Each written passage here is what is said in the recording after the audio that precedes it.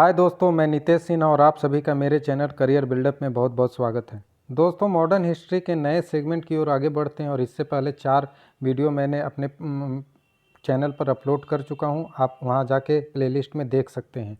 आज modern history के नए सेगमेंट की ओर आगे बढ़ते हैं और पार्ट 5 के बारे में चर्चा करते हैं। सबसे पहला है न्याय व्यवस्था, जो 1757 से 1813 ईस्वी के मध्य चला था।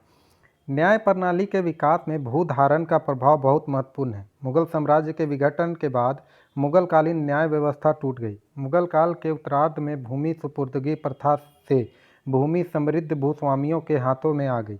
न्यायिक शक्तियां भी भूस्वामियों के हाथों में आ गई। बंगाल की दीवानी प्राप्त करने के बाद क्लाइव ने प्रचलित व्यवस्था में कोई हस्तक्षेप नहीं किया। उसने केवल वैदेशिक संबंध, सैनिक संबंध तथा राजस्व प्राप्त करने की शक्ति अपने पास रखी। न्याय व्यवस्था में सुधार की दृष्टि से वारेन हेस्टिंग का काल महत्वपूर्ण है। भारत में ब्रिटिश न्याय प्रणाली की स्थापना इसी काल में हुई। कानून का शासन का अभिप्राय था निरंकुश शक्ति के स्थान पर नियंत्रण एवं निश्चित विधि की सर्वोच्चता एवं कानून के सम्मुख सभी व्यक्तियों एवं वर्गों की बराबरी। स्वतंत्र न्याय व्यवस्था का अर्थ है न्याय व्यवस्था में कार्यपालिका का हस्तक्षेप न होकर न्यायाधीशों की सुरक्षा।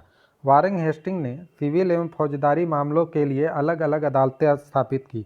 वारेन हेस्टिंग ने न्यायिक सुधार में मुगल व्यवस्था को आधार बनाया।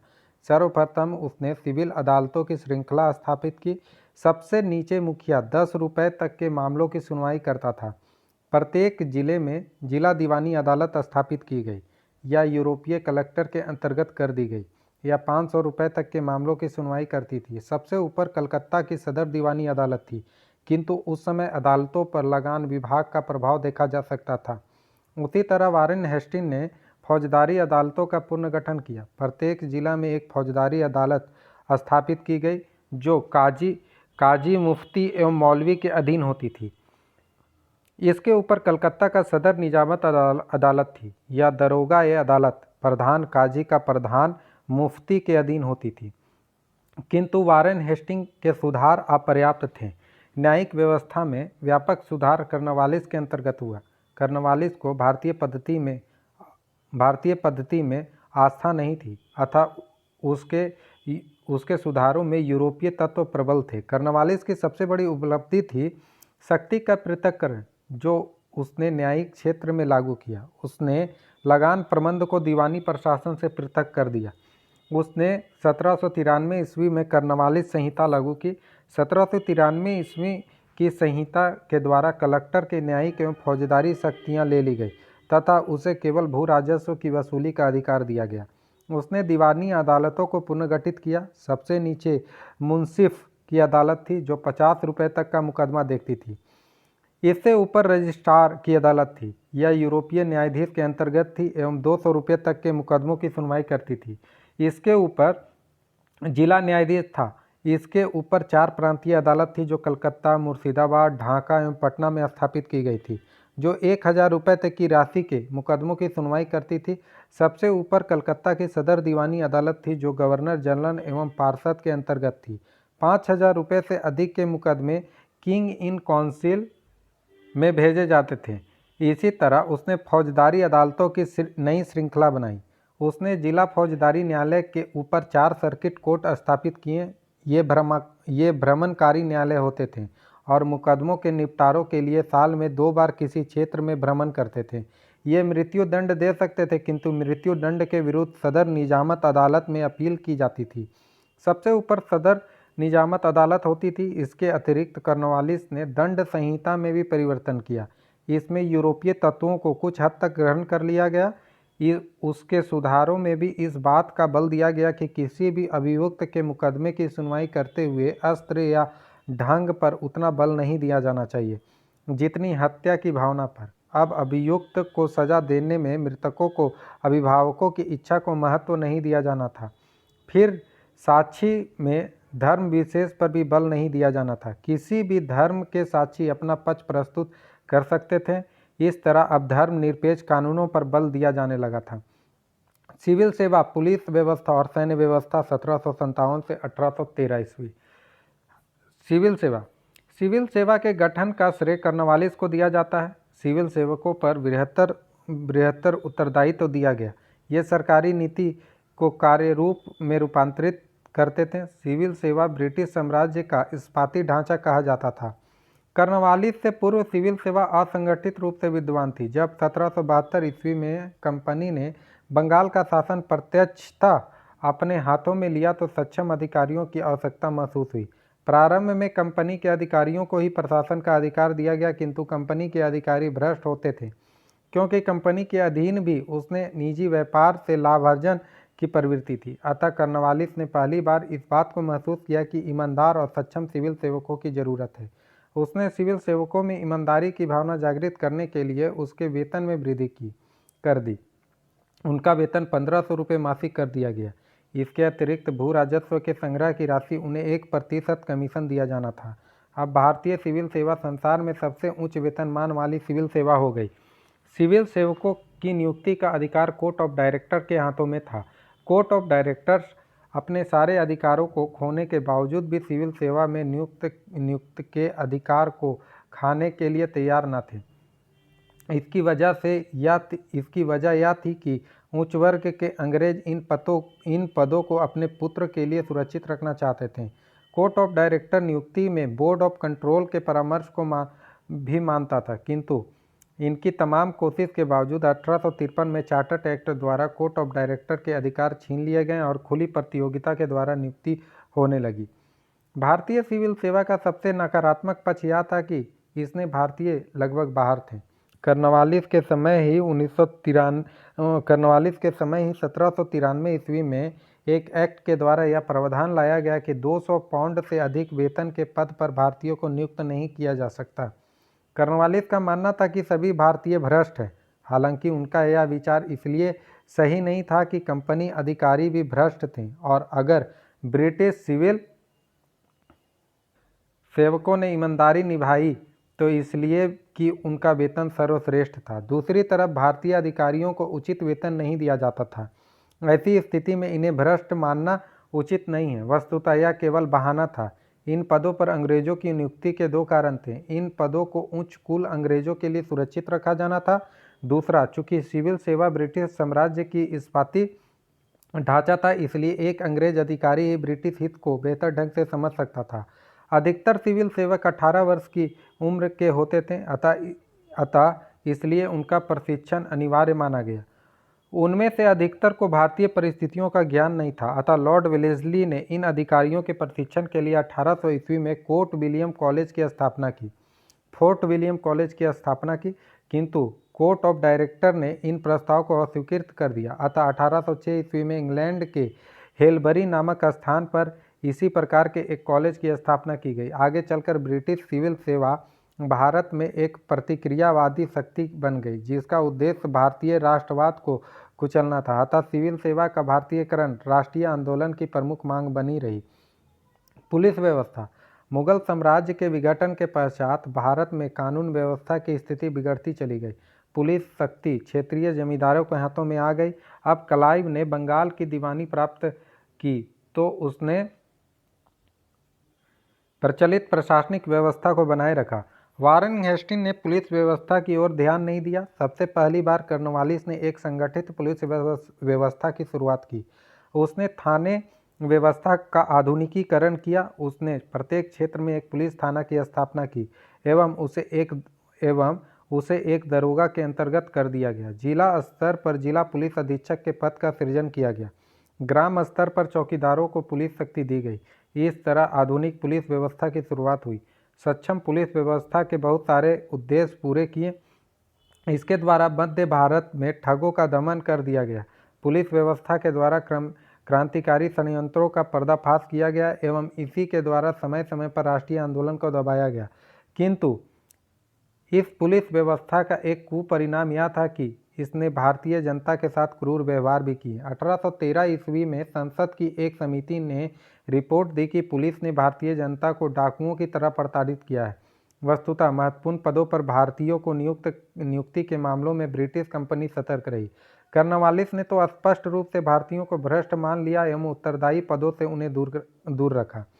कुछ छोटे छोटे पदों पर भारतीयों की नियुक्ति की गई। उदाहरण के लिए अमीन एवं दरोगा के पद।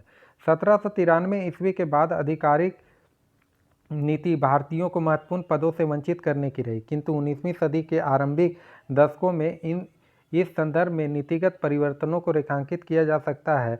लॉर्ड हेस्टिंग्स के समय निचले दर्जे के पदों पर विशेषतः न्यायिक पदों का भारतीयकरण किया गया एवं इसके पक्ष में तर्क दिया गया कि अगर क्षेत्रीय स्तर पर न्याय उपलब्ध कराया जाना है तो उसी स्तर के लोगों को प्रशासन में भागीदारी मिलानी चाहिए।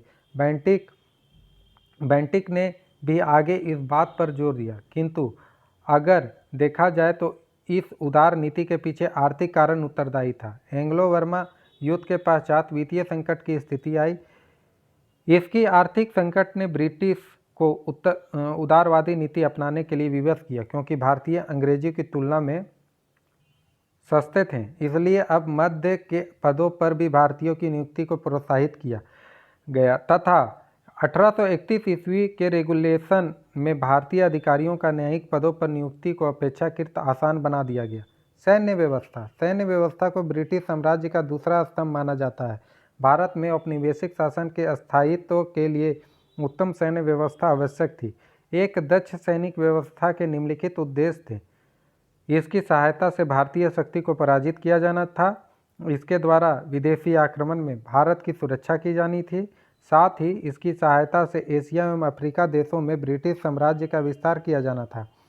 प्रारंभ में अधिकांश सैनिक की नियुक्ति संयुक्त प्रांत यानी उत्तर प्रदेश एवं बिहार के क्षेत्रों से की जाती थी, किंतु इस बात का ख्याल रखा जाता था कि ऊंचे अधिकारी अंग्रेज हो ताकि भारतीय तत्व के साथ संतुलन स्थापित किया जा सके। भारतीयों को निचले ओहदे दिए जाते थे। 1856 में केवल 3 भारतीय ही 300 रुपये से अधिक मासिक वेतन पाते थे एवं उनका सर्वोच्च रैंक सूबेदार का था। चूँकि अंग्रेजों की एक बड़ी सेना स्थापित करना संभव न था, क्योंकि प्रथम ब्रिटिश सैनिक के वेतन एवं भत्ते अधिक होते थे, फलतः ब्रिटिश सैनिक के दस्ते के निर्माण में अपेक्षाकृत अधिक खर्च पड़ता था। दूसरे, इंग्लैंड एक छोटा देश था और उसकी जनसंख्या भी कम थी, अतः अंग्रेज सैनिक के बड़े दस्ते के निर्माण में यह भी एक व्यवहारिक कठिनाई थी। किंतु ब्रिटिश सरकार को यह भय था कि भारतीय सैनिक किसी समय विद्रोह कर सकते हैं, अतः उन्हें संतुलित करने के लिए उच्च पदों पर अंग्रेजों की नियुक्ति किया जाना था। चूँकि भारत में राष्ट्रवाद की भावना का अभाव था, अतः एक भारतीय को ब्रिटिश के नीचे लड़ने में कोई हिचक न होती थी। दूसरी तरफ भारत में नमक हलाली की धारणा पर प्राचीन काल से ही चली आ रही थी। भारतीय सैनिक इसके प्रभाव में अंग्रेजों के प्रति वफादार रहते थे। ब्रिटिश कंपनी इन सैनिकों को अच्छी तनख्वाह देती एवं वह तनख्वाह समय पर मिल जाती थी। यही वजह है कि ब्रिटिश कंपनी को बहुत बड़ी संख्या में भारतीय सैनिक मिलते रहे। अब एक प्रश्न है, लॉर्ड कॉर्नवालिस के सुधारों का उद्देश्य भारत में ब्रिटिश शासन की जड़ मजबूत कर उस क्षति की पूर्ति करना था जो ब्रिटिश की अमेरिका खोने से हुई थी। इस कथन का परीक्षण कीजिए। 1783 में पेरिस की संधि में ब्रिटिश अमेरिकी उपनिवेश को स्वतंत्रता मिली तथा 1784 में ब्रिटिश संसद ने भारत के संबंध में पिट्स इंडिया एक्ट लाया। फिर उसके 2 वर्षों के बाद लॉर्ड कॉर्नवालिस को बंगाल के गवर्नर जनरल के रूप में स्थापित किया गया। कॉर्नवालिस का काल बंगाल के प्रशासनिक क्षेत्र में व्यापक सुधारों एवं परिवर्तनों का काल था। इन सुधारों का उद्देश्य भारत में ब्रिटिश शासन का आधार को मजबूत करना था। स्वतंत्रता से पूर्व अमेरिकी बस्तियां ब्रिटेन को नियमित उपहार प्रदान करती रही थी। अब यही भूमिका भारतीय उपनिवेश को भी निभानी थी। कॉर्नवालिस ने ब्रिटिश कंपनी की सबसे बड़ी समस्या का हल प्रस्तुत किया। वह था कंपनी के व्यापार में निवेश की समस्या का हल करना। इसके लिए उसने भू राजस्व सुधार पर बल दिया। उसने बंगाल में अस्थायी बंदोबस्त को लागू कर कंपनी के लिए एक निश्चित वार्षिक रकम को सुनिश्चित कर दिया। साथ ही जमींदारों को ब्रिटिश समर्थक वर्ग के रूप में स्थापित किया। उसी प्रकार कंपनी के वाणिज्यिक हित को प्रोत्साहन देने के लिए कानून व्यवस्था की स्थिति में सुधार भी आवश्यक था। अतः उसने पुलिस व्यवस्था में सुधार की पहल करते हुए जमींदारों से पुलिस की शक्ति छीन ली और आधुनिक थाना व्यवस्था की शुरुआत कर दी। कॉर्नवालिस के सुधारों की श्रृंखला में सिविल सेवा व्यवस्था की स्थापना महत्वपूर्ण है। उसने कंपनी के व्यापारियों से प्रशासकों को अलग करते हुए अलग पहचान दी। उसने अधिकारियों का एक ऐसा वर्ग खड़ा किया जो न्यायिक कार्यों से पृथक केवल प्रशासनिक कार्यों पर केंद्रित हो सके। कॉर्नवालिस के अंतर्गत सिविल सेवा एक व्यावसायिक नौकरशाही का उदाहरण बन गई तथा यह शीघ्र ही ब्रिटिश साम्राज्य का इस्पाती ढांचे जेम्स कंसोर्टियम बन गया। अंत में कॉर्नवालिस ने न्याय एवं विधि व्यवस्था में भी सुधार किए, क्योंकि बंगाल में भू राजस्व व्यवस्था तथा दीवानी न्याय दोनों एक दूसरे से अभिन्न रूप से जुड़े हुए थे। इन सुधारों के परिणाम स्वरूप न केवल भारत में ब्रिटिश शासन की जड़ मजबूत हुई, बल्कि भारत से ब्रिटेन की ओर एक तरफ धन का हस्तांतरण होता रहा। इस तरह अमेरिका खोने के साथ भारत ब्रिटिश क्राउन की कीमती आभूषण बन गया। अब अगला क्वेश्चन है, 18वीं सदी के उत्तरार्ध में कंपनी की प्रशासनिक संरचना में निरंतरता एवं परिवर्तन के तत्व। 18वीं सदी के उत्तरार्ध में ब्रिटिश ईस्ट इंडिया कंपनी की प्रशासनिक संरचना में निरंतरता तथा परिवर्तन दोनों ही तत्व देखे जा सकते हैं। निरंतरता। नंबर 1, भारत में शासन करने वाले अधिकतर ब्रिटिश अधिकारी मुगल आदर्शों से प्रेरित थे तथा अपने दृष्टिकोण में प्राच्यवादी थे। वारेन हेस्टिंग ने भारत में एक ऐसे अफसरशाही तंत्र का विकास किया जिसे भारतीय रीति रिवाज एवं परंपरा का ज्ञान था। वारेन हेस्टिंग के द्वारा किए गए न्यायिक सुधार मुगल मॉडल पर आधारित थे। उसी प्रकार लॉर्ड वेलेस्ली ने फोर्ट विलियम कॉलेज की स्थापना कर भारत में काम करने वाले ब्रिटिश अधिकारियों को भारतीय भाषा एवं संस्कृति का ज्ञान करना चाहा। वारेन हेस्टिंग ने भू राजस्व सुधार में भी परंपरागत मॉडल को अपनाया। उसने मुगलों के अंतर्गत प्रचलित इजारा व्यवस्था के मॉडल पर फार्मिंग पद्धति की शुरुआत की। परिवर्तन। आरंभ में कंपनी के व्यापारी ही प्रशासनिक पदों पर स्थापित किए गए, किंतु पहली बार 1773 के रेगुलेटिंग अधिनियम के आधार पर भारत में कंपनी की विधिता प्रधानता स्वीकार की गई तथा गवर्नर जनरल के पद का सृजन किया गया। फिर मद्रास और बॉम्बे को बंगाल के अधीन कर दिया गया। 1781 के अधिनियम तथा 1793 के अधिनियम के माध्यम से गवर्नर जनरल की स्थिति और मजबूत कर दी गई। नंबर 2 है, भारत में प्रचलित प्रशासनिक संरचना में जिलाधिकारी के रूप में फौजदार की नियुक्ति की जाती थी, किंतु कॉर्नवालिस के अधीन जिलाधिकारी के रूप में जिला कलेक्टर को स्थापित किया गया। फिर भारतीय सिविल सेवा भारत में ब्रिटिश शासन का इस्पाती ढांचा बन गई। लॉर्ड कॉर्नवालिस ने जो ब्रिटिश मॉडल की श्रेष्ठता में विश्वास करता था, भारतीय प्रशासन का आंग्लीकरण किया। उसने भूमि का निजी स्वामित्व की अवधारणा स्थापित की तथा विधि के शासन की अवधारणा पर बल दिया। अब है आर्थिक नीति 1757 से 1813 ईस्वी। सबसे पहला धन की निकासी। धन की निकासी शब्द वाणिज्यवादी सोच के क्रम में विकसित हुआ, अर्थात वाणिज्यवादी विचारधारा के अनुसार आर्थिक निकास उस समय होता है जब किसी देश से प्रतिकूल व्यापार संतुलन के फलस्वरूप सोने और चांदी का निकास होता रहे।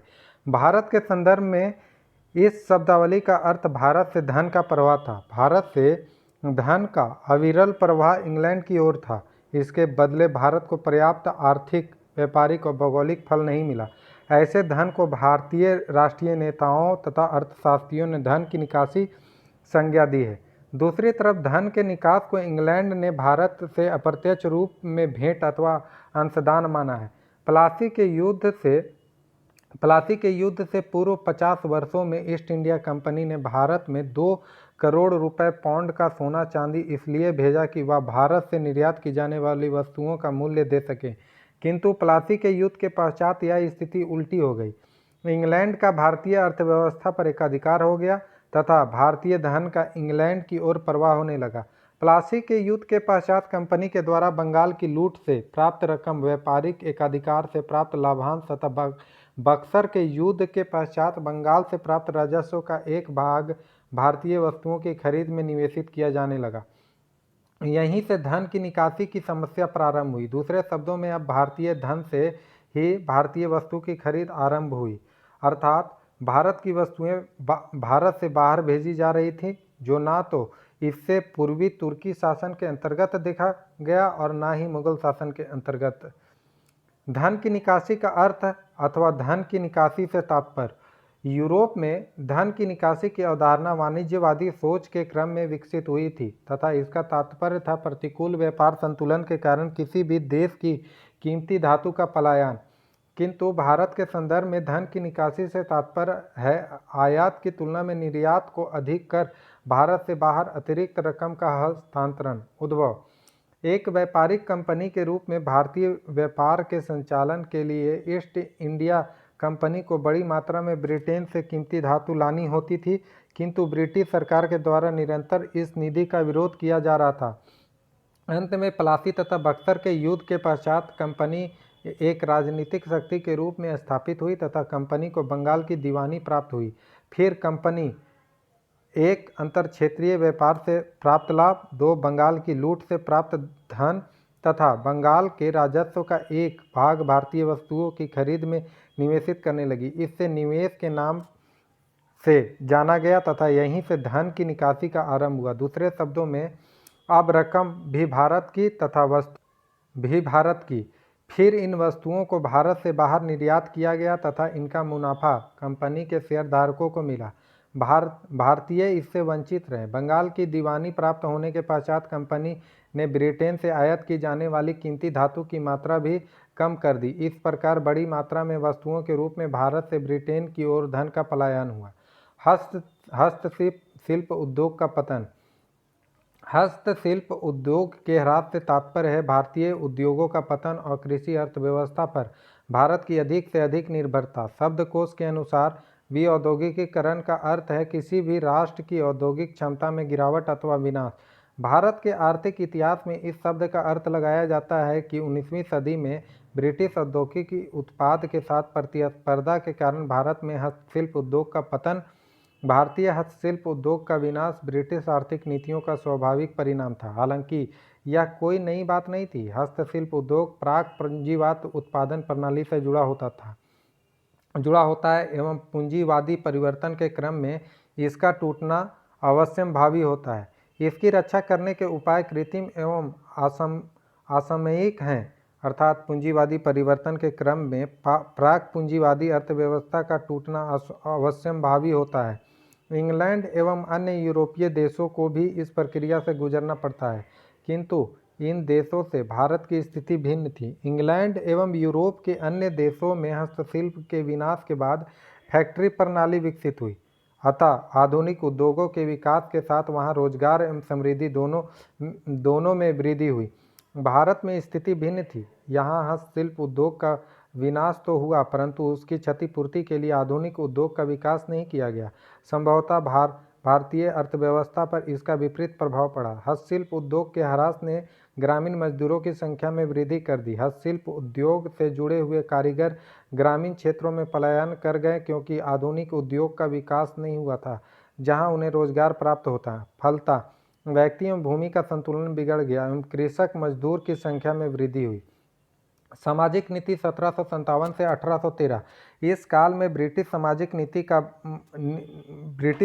नीति का बल भारत के सामाजिक मामलों में हस्तक्षेप करने से बचना था। सामाजिक सुधार में ब्रिटिश की कोई रुचि नहीं थी क्योंकि सुधार में दिलचस्पी का अर्थ होता है कंपनी के दायित्वों को बढ़ाना, जबकि इससे कंपनी को कोई लाभ नहीं था। उल्टा सामाजिक मामलों में हस्तक्षेप से भारतीयों में प्रतिक्रिया होती। इसलिए कंपनी ने सती प्रथा जैसे सामाजिक बुराई को रोकने के लिए भी कोई गंभीर प्रयास नहीं किया। इस काल में कंपनी का उद्देश्य सीमित था और वह था अधिकतम रूप में भू राजस्व का संग्रह। इसलिए कंपनी सामाजिक क्षेत्र में कोई महत्वपूर्ण कदम नहीं उठाना चाहती थी।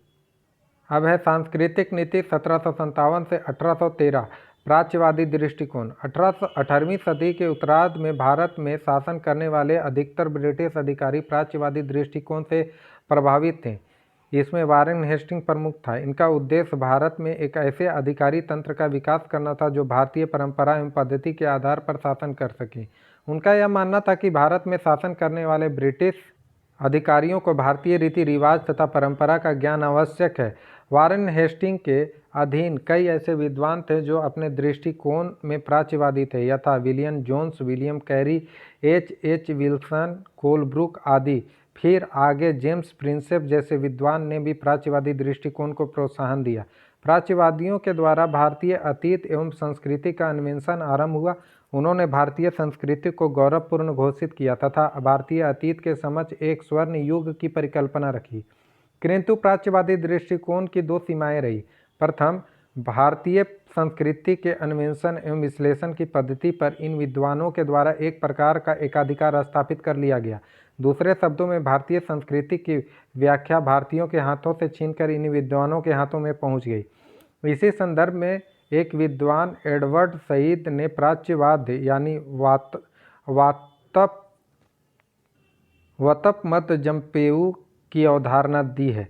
उनके अनुसार प्राच्यवाद साम्राज्यवाद शक्ति एवं सत्ता के द्वारा ऊपर से थोपी गई एक विचारधारा है। दूसरे, यद्यपि प्राच्यवादियों ने भारतीय संस्कृति का गौरवगान किया, किंतु वर्तमान भारत को अवनीति का काल घोषित किया, अर्थात ब्रिटिश शासन के माध्यम से ही अवनति की अवस्था में पहुंच गई भारतीयों को उनके अतीत का गौरव वापस किया जा सकता है। इस प्रकार उन्होंने भारत में कठोर ब्रिटिश शासन का औचित्य सिद्ध कर दिया। 18वीं सदी में भारत में शासन करने वाले अधिकतर ब्रिटिश अधिकारी अपने दृष्टिकोण में प्राच्यवादी थे, किंतु लॉर्ड कॉर्नवालिस को अपने अपवाद के रूप में रख सकते हैं, क्योंकि वह ब्रिटिश मॉडल की श्रेष्ठता पर बल देता है। कॉर्नवालिस ने भारतीय संस्थाओं के आंग्लीकरण पर विशेष जोर दिया। उनका मानना था कि विधि का शासन यानी तत्सम वस्तु तथा निजी संपत्ति की अवधारणा निजी उद्यम को परंपरा की पकड़ से मुक्त करेगी। इसके परिणाम स्वरूप भारत में विकास होगा। क्वेश्चन है अगला, 18वीं सदी के भारत में प्राच्यवाद मूलतः वाणिज्यिक पूंजीवाद की जरूरत से जुड़ा रहा था। इस कथन की व्याख्या कीजिए। प्राच्यवाद से तात्पर्य ब्रिटिश प्रशासक एवं चिंतकों का एक समूह जिसने भारत के अतीत के गौरव एवं भारतीय संस्कृति के उद्घाटन में विशेष रुचि दिखाई। प्राच्यवादियों ने तो यहाँ तक दावा कर डाला है कि विश्व की कुछ महान उपलब्धियाँ पूर्व की प्राचीन संस्कृति में निहित थी। यद्यपि ऊपरी स्तर पर देखने पर यह प्रतीत होता है कि प्राच्यवादी भारतीयों ने हमदर्द एवं उनके प्रशंसक हैं, परंतु गहराई से परीक्षण करने पर यह ज्ञात होता है कि ब्रिटिश प्राच्यवादी कहीं न कहीं ब्रिटिश वाणिज्यिक पूंजीवाद की जरूरत से परिचालित हो रहे थे। वस्तुतः वाणिज्यिक पूंजीवाद के काल में भारत में ब्रिटिश उद्देश्य सीमित था। उनका उद्देश्य था अधिकतम रूप से राजस्व का संग्रह कर उसे व्यापार में निवेशित करना। इस उद्देश्य को प्राप्त करने के लिए उन्हें भारत में व्यापक परिवर्तन लाने की जरूरत नहीं थी, इसलिए ब्रिटिश कंपनी ने थोड़े बहुत परिवर्तन के साथ भारत में परंपरागत प्रशासनिक ढांचे को बनाए रखा।